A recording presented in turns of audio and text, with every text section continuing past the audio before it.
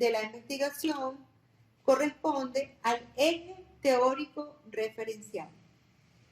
Yo les voy a pasar unas láminas en las cuales se ilustra en qué consiste cada uno de estos apartados.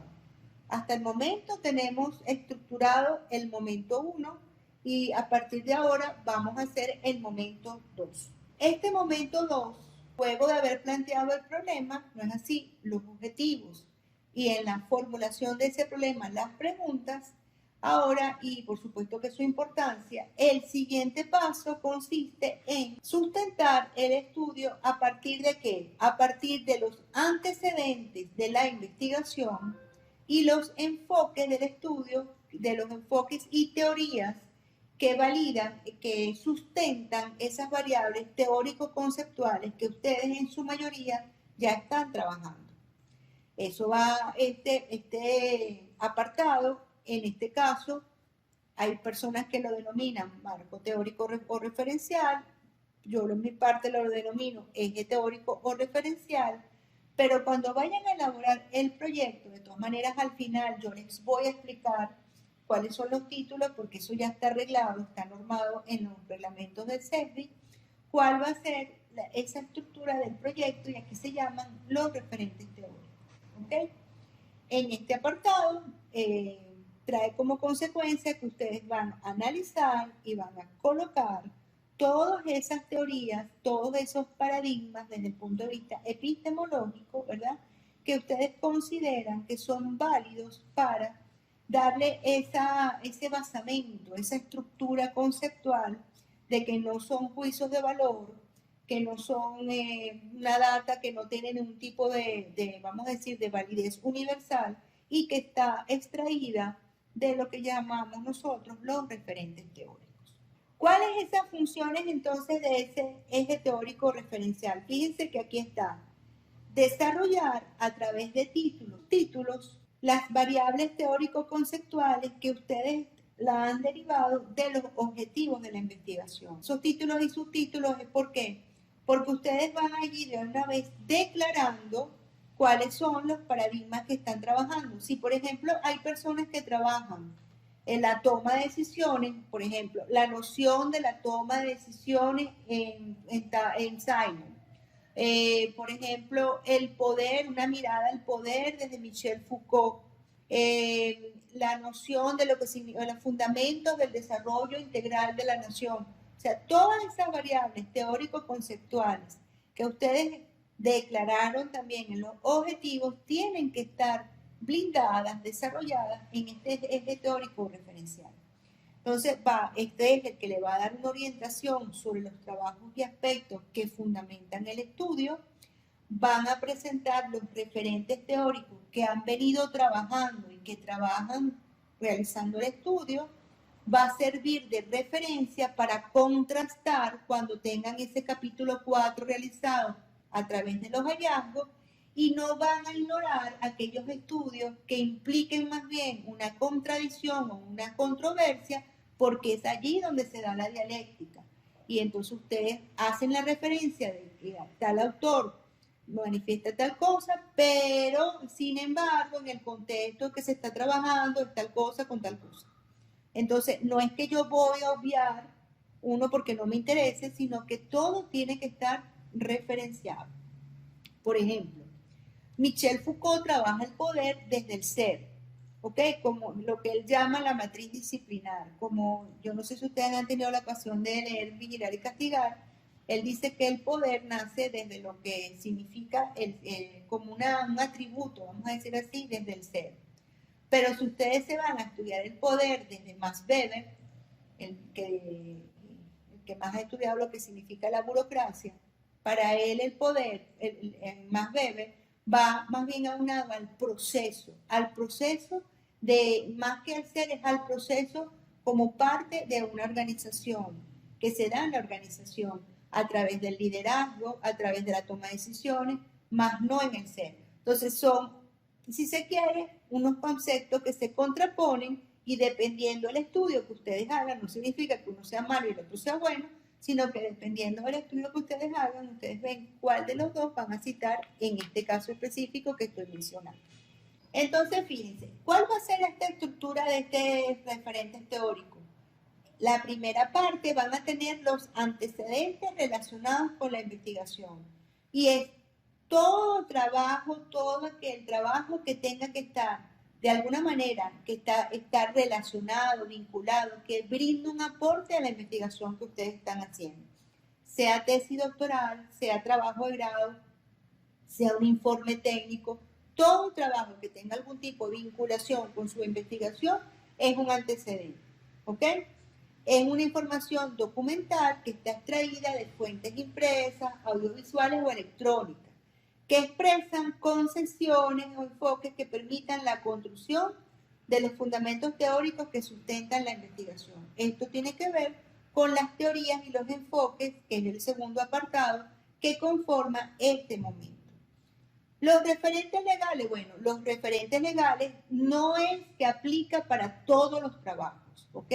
No es una cuestión que es una condición sine qua non, no, sino que hay trabajos que tienen una tendencia a tener un marco jurídico que los rige, vamos a decirlo así. Ustedes entonces en este apartado donde van a colocar los referentes legales que sirven de soporte para el trabajo que se está realizando. Los antecedentes son todo trabajo, tesis doctoral, trabajo de grado, trabajo especial de grado, que está relacionado cualquier informe, bueno, cualquier no, un informe técnico que esté relacionado con su investigación. Y el segundo apartado, que son las teorías y enfoques, vienen dados por todas aquellas concesiones y miradas que van a permitir construir ese andamiaje que se llaman los fundamentos teóricos que sustentan su investigación. Van a haber trabajos que van a tener en su estructura unos referentes legales que sirven de soporte a el trabajo. No todo trabajo tiene referentes legales, porque yo puedo asegurarles que algunos trabajos, más bien, el marco legal les sirve de ese deber ser que va a alimentar el problema, donde hay un deber ser, un vacío, porque el ser está, vamos a decir, distorsionado con respecto a ese deber ser. Entonces, si ustedes lo colocan, el marco legal, desde el problema, no hace falta hacer los referentes legales, ¿ok? Cada uno de sus apartados va a tener unos comentarios de parte del autor, donde dice que el autor coincide, o sea, el investigador coincide, o el investigador presenta a partir de este, o sea, ustedes hacen un comentario que tenga que ver con el autor que están trabajando. El marco teórico no es ningún adorno en el proyecto ni en la tesis doctoral. El marco teórico les sirve después a ustedes, como lo vengo a decir, para luego contrastar sus resultados, sus hallazgos del capítulo 4 con respecto a estos marcos, a este marco teórico que ustedes están aquí ya explanando como tal. ¿Qué significa todo esto? Esto es lo que llaman algunos autores, investigadores, el estado del arte, que tiene como fuente los textos, los libros, los artículos, las tesis, los ensayos, que van a constituir lo que yo llamo las unidades de análisis. Las unidades de análisis, ¿ok? Donde lo que esté aquí colocado debería de alguna manera surgir luego cuando ustedes hacen los hallazgos. Porque eso es lo bonito de este marco teórico, que la gente muchas veces, y otra cosa también que les voy a decir de una vez, yo he visto tesis donde el marco teórico tiene como 60 páginas, el problema tiene 10, los hallazgos tiene 3 y el producto doctoral 2. Esas tesis, por mi parte, están reprobadas. Cada capítulo, cada momento de un trabajo doctoral tiene su peso específico. Como el marco teórico es el marco teórico y es donde ustedes, ya eso está escrito, validado, como que dice ya la gente lo conoce, porque yo voy a hacer un capítulo de copiar y pegar con 70 páginas, si yo tengo más bien que demostrar mis competencias investigativas en ese capítulo 4, donde están los hallazgos, y por supuesto en el producto doctoral. Entonces, generalmente este momento debería comprender entre unas 10 a 12 páginas como máximo. Este estado del arte va a consistir en esa revisión bibliográfica a través de las fuentes impresas, fuentes audiovisuales, fuentes electrónicas, donde entonces tenemos el primer punto aquí, los antecedentes de la investigación que ya se los expliqué. Luego tenemos las investigaciones, los artículos, las revistas, las entrevistas, las tesis, los títulos, el año, el autor, el objetivo, qué es lo que van a colocar ustedes aquí en los antecedentes. El segundo punto, los referentes teóricos, las teorías que sustentan las variables conceptuales, que consisten en los textos con su autor, la obra, el año, que van a estar en la parte referencial, de alguna manera explicados así, colocados así.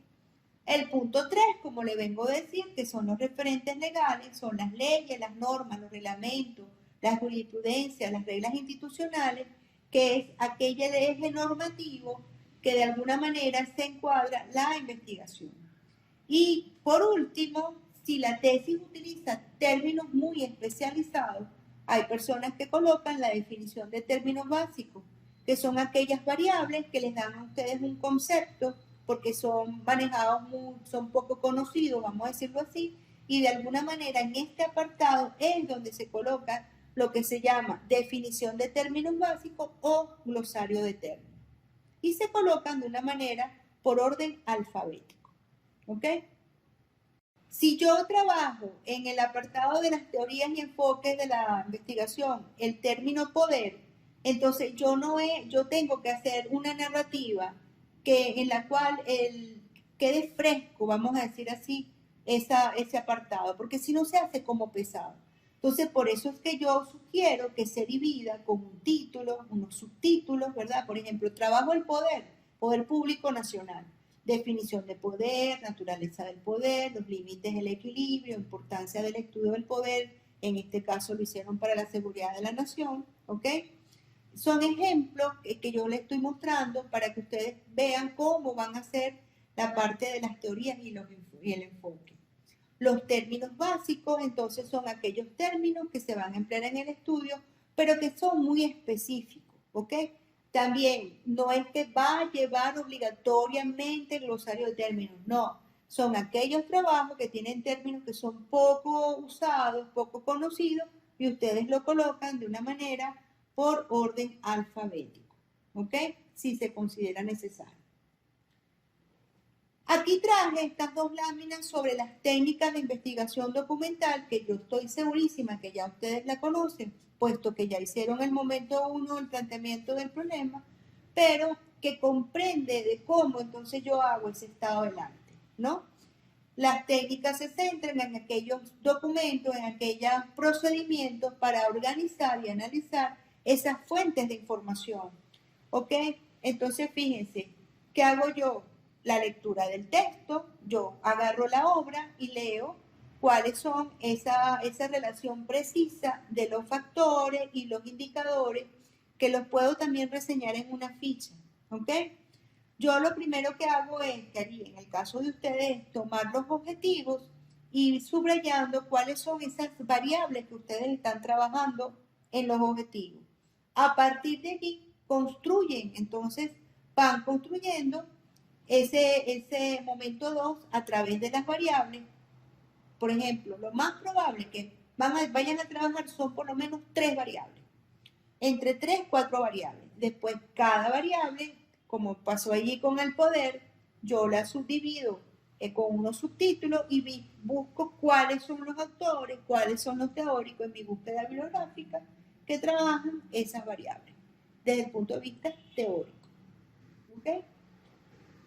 Entonces, comprende la revisión de esa literatura, que es específica, es correspondiente a la extracción y recopilación a través de fuentes primarias y fuentes secundarias. Fuentes primarias porque muchas veces podemos hacerlo a través hay videos de YouTube donde la persona se le hace una entrevista y tiene que ver con el trabajo que yo estoy realizando y es como si yo lo estuviera entrevistando y yo tomo nota de lo que dijo la persona en ese momento, ¿ok? Y eso es válido. Y las fuentes secundarias son los textos, son las obras, ¿ok? La adopción de una teoría o desarrollo de una perspectiva teórica de referencia es lo más importante y es lo que va a pesar aquí en este apartado, donde ustedes desde un punto de vista epistemológico tengan claro cuáles son los teóricos que van a trabajar. Por ejemplo, yo sé que muchas veces, bueno, algunos van a dirigirse a la obra de Borrego, de Orlando Borrego, que paséense también en donde la biblioteca virtual del CESDI, donde ya existen obras que lo más probable sustenten esas variables conceptuales que ustedes tienen allí en los objetivos de la investigación. Entonces, ¿en qué consiste la revisión de esa literatura? Refrescando. Definición de teoría. ¿Cuál es? Conjunto de proposiciones contestadas lógicamente y ordenadamente que intentan explicar una zona de la realidad mediante la formulación de leyes. Ya hay teóricos de, si yo por ejemplo voy a trabajar el Estado, yo tengo que referirme a uno de los grandes referentes que es clásico, que es Hobbes. Thomas Hobbes con el Leviatán fue uno de los que empezó a estudiar primero el Estado. Y ahí voy, vamos a decir, transitando hasta llegar a nuestra Constitución, que está enmarcada en su preámbulo, que nosotros estamos en un Estado social, democrático, de derecho y de justicia. ¿Ok? Entonces, esos son paradigmas, enfoques que ya están establecidos desde una, vamos a decir, de una matriz disciplinar. Es el conjunto de proposiciones también interrelacionadas capaces de explicar por qué y cómo ocurren los fenómenos. Tienen que distinguir y que tienen que tener claro de que tienen que ser teorías. Teorías, pero también pueden ser enfoques. Por ejemplo, podemos hablar de la teoría de la complejidad de Morin, que ya está declarada como una teoría, ¿ok? Pero también podemos trabajar el enfoque que esté relacionado, supongamos, con la seguridad alimentaria, supongamos, que nos llega a teoría porque es un enfoque, pero ya eso lo descubren ustedes cuando empiezan a hacer esa revisión de la literatura que ya yo me imagino que ya la han hecho. En referencia a la revisión referencial, que es lo que estoy hablando ahorita, es destacar y obtener toda esa bibliografía y material que le puede ser útil para el propósito del estudio, que son esas unidades de análisis, esas unidades discursivas que van a ser sus fuentes de información. ¿Ok? Esto tiene que ver con la elaboración de la ficha, pero esto ya ha trascendido ya a... Hay gente que hace resumen, yo por lo menos hago mucho resumen. Yo me acuerdo que cuando yo hice mi tesis doctoral, yo agarraba el libro y tomaba nota de lo que más me importaba, resaltando ahí lo que estaba en el libro, que tuviera relación con mi investigación.